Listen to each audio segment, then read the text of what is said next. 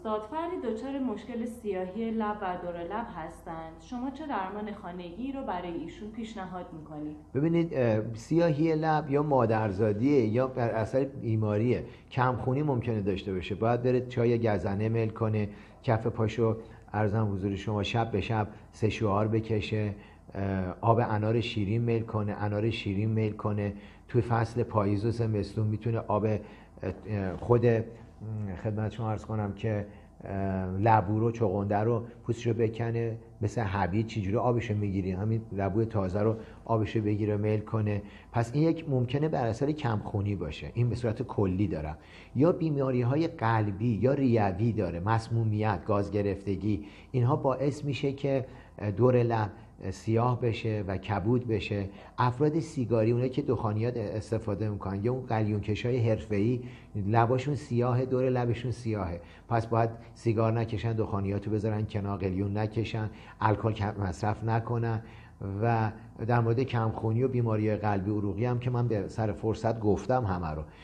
شما میتونید شبها قبل از خواب روی لبتون رو عسل بزنید، صبح بلند شید ببینید چقدر عالی شده لبتون. میتونید رو لبتون رو عسل و لیمو ترش بزنید، صبح بلند شید ببینید چقدر عالی شده. شما میتونید روغن بادوم با آب لیمو ترش رو مخلوط کنید رو پوستتون بزنید، آب رسونی بهش بیشتر میشه، رنگ لبتون چقدر زیبا میشه.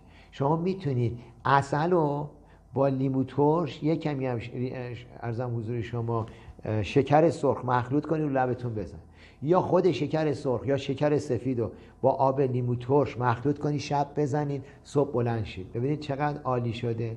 شما موقعی که میرید حموم میایین بیرون یا تو خود حموم، روی لبتون رو سفیداب بزنید، ماساژ بدید که این لایه برداری بشه، خیلی براتون خوبه. شما میتونید زردچوبه و شیر رو مخلوط کنید، خمیر پیدا کنید، خمیر درست کنید، روی لبتون بذارید 5 دقیقه، ببینید لباتون چقدر زیبا میشه، چقدر عالی میشه.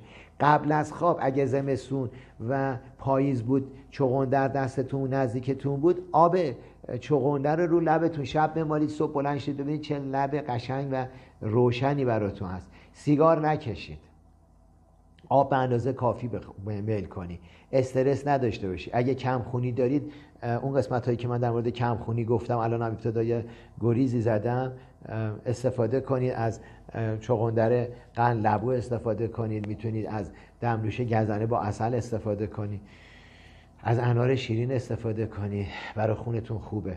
شما میتونید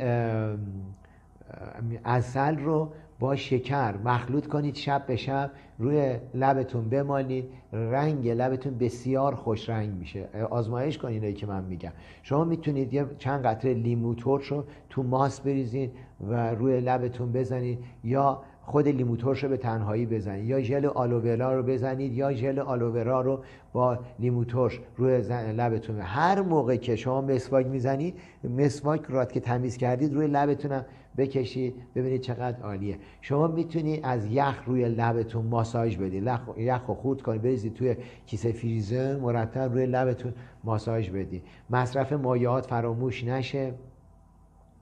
میتونید شما کره حیوانی یا دنبه رو آب کنید روی لبتون بمالید.